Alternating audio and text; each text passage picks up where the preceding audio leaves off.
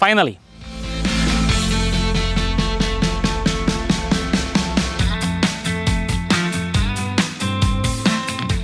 Sorry to burst your bubble, but I've never felt that Isuzu's 7-seaters were great.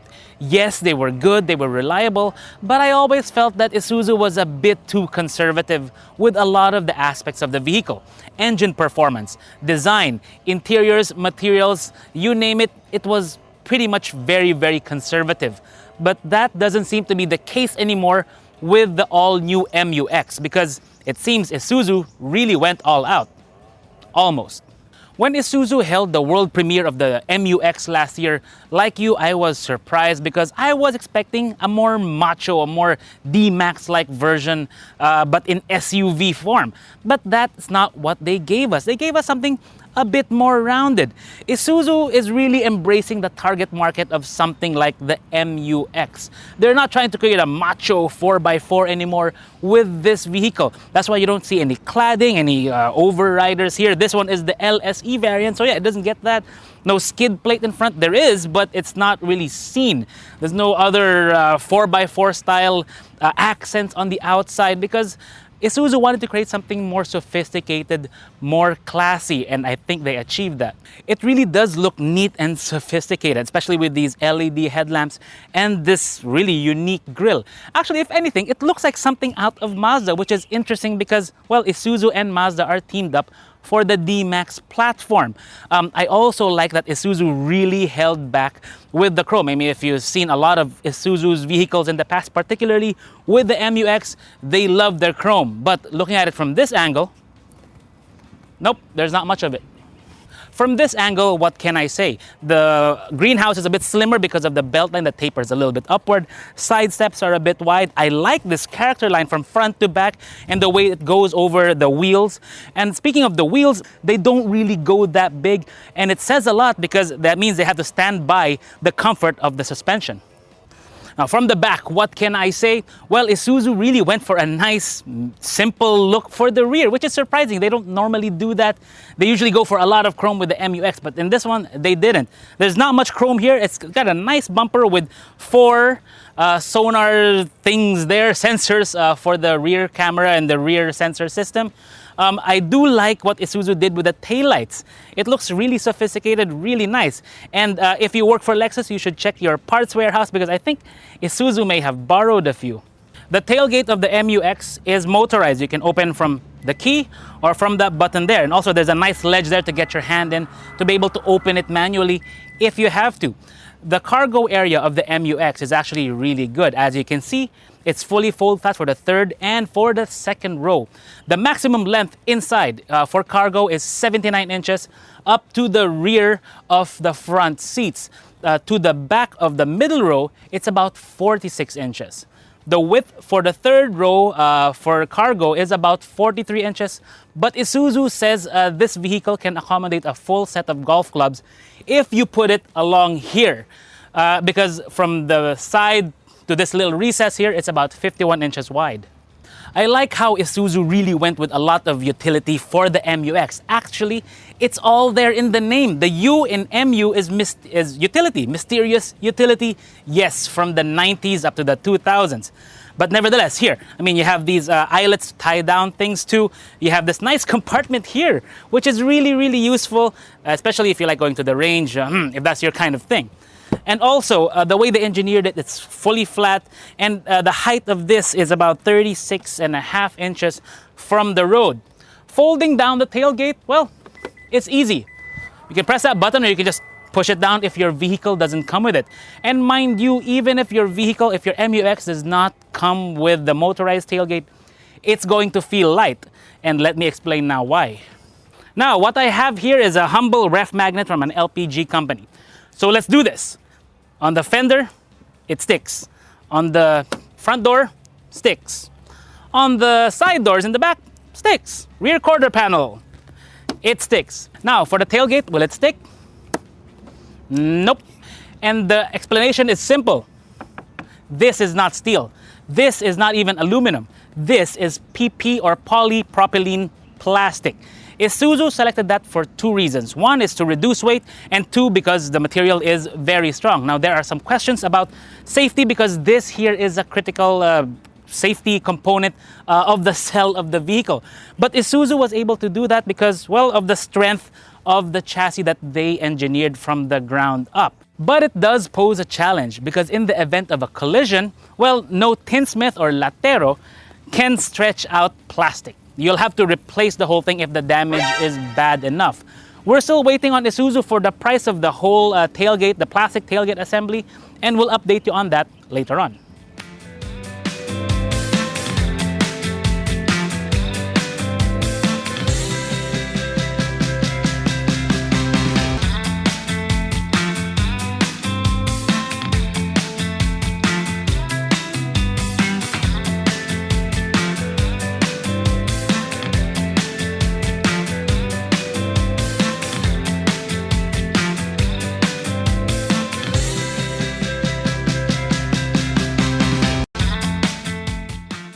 So here's the engine bay of the MUX, which is pretty much the same as the D-Max.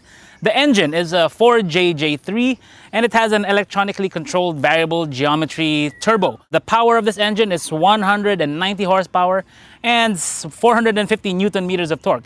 It's matched with a 6-speed automatic, and it can be either 4-wheel drive or rear-wheel drive. This one, I believe, is the 4x2 version, so there's no 4x4 yet. Later, we'll show you the 4x4. When it comes to the power steering, they have an enhanced power steering unit in this one to make it lighter compared to the previous MUX, but it's still a hydraulic unit. It's not an electronic unit, which is kind of more proper for an SUV of this type.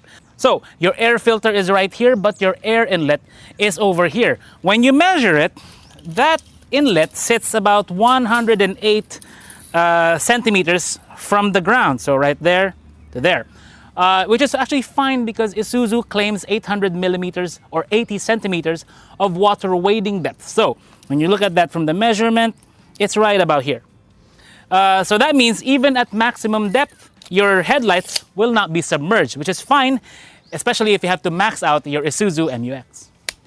So let's start with the frame of the MUX. Now this one uses a variation of the frame, the box ladder frame used with the Isuzu D-Max, with one key difference, and that is the wheelbase.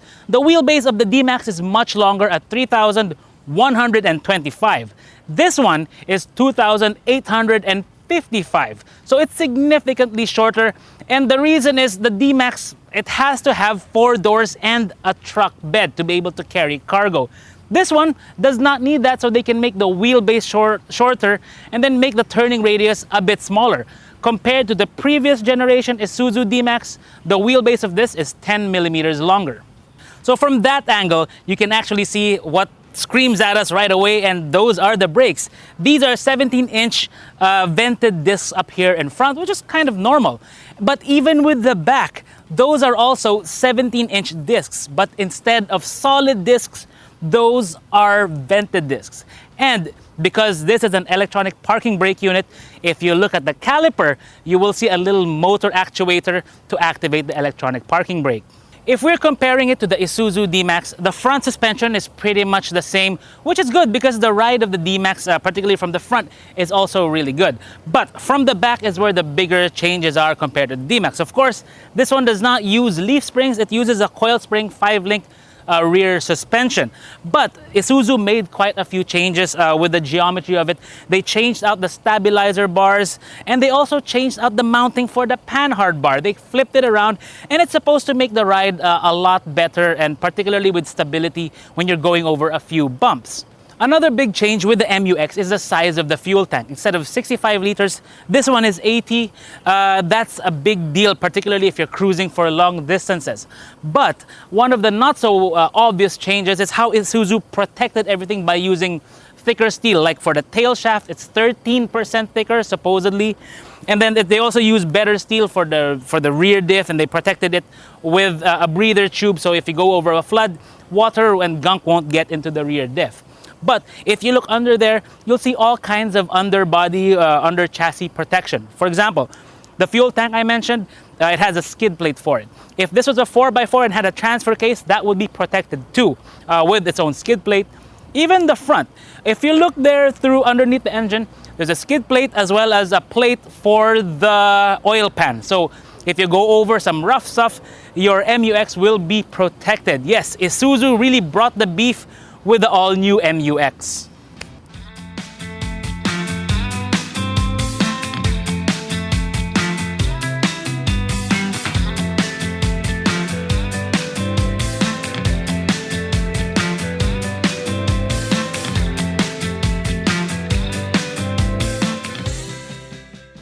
Now, a lot of the changes that Isuzu are highlighting are with the middle row.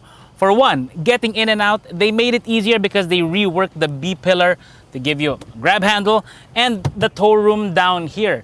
When you actually sit down on the seat, it's really comfortable. You got your own headrest. You have an armrest with the pop-out cup holders. They didn't cut it out from there, which is a nice touch.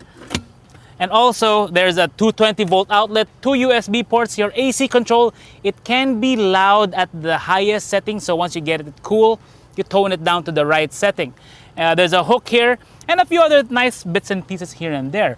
But one thing you want to note is that this does not actually slide forward and backward. It only folds forward if you want to get into the third row. And speaking of third row, well, let's try now. There you go. Now, I'm not really a fan of third row seats, but I have to say this is one of the best ones I've tried in a while. Because for one, knee room, it's okay. The seat cushioning is all right. Headroom, I have maybe about 1.5 inches more to spare, which is actually much more than compared to the Fortuner, wherein my head was already touching this. And in terms of width, it's actually comfortable here. Now, it does not come with a drop-down screen there and does not come with HDMI ports here or a USB port, but that's okay.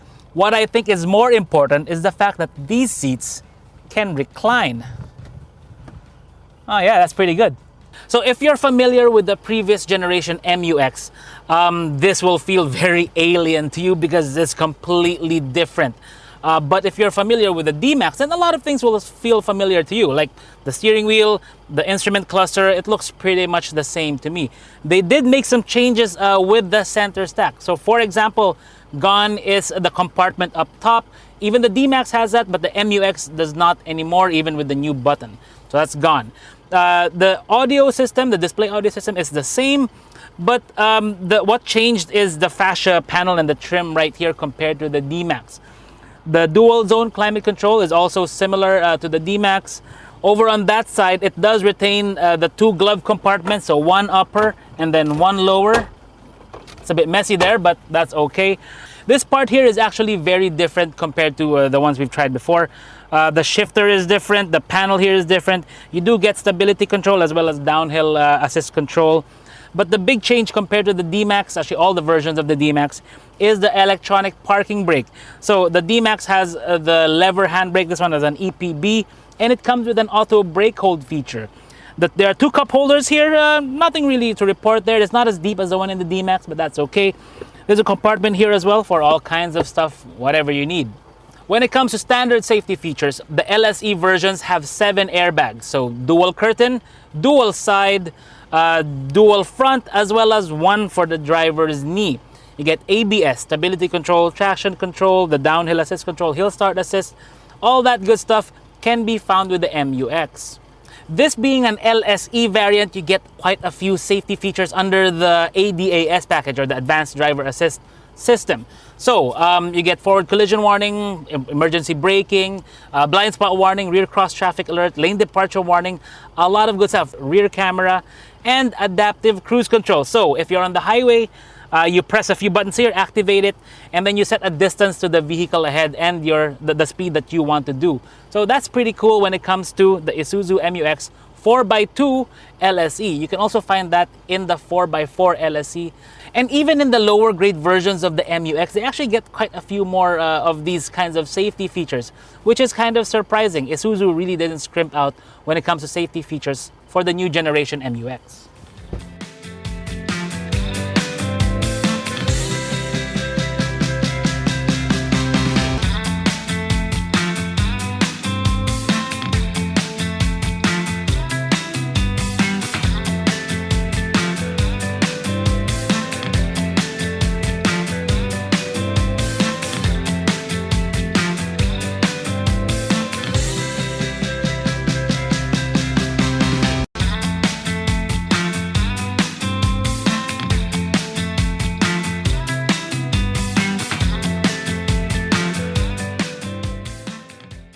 The Isuzu MU-X will undoubtedly be a very faithful SUV for many families for many years to come. But what Isuzu did is really, they leveled up every qualitative and quantitative aspect of the MU-X for this new generation model.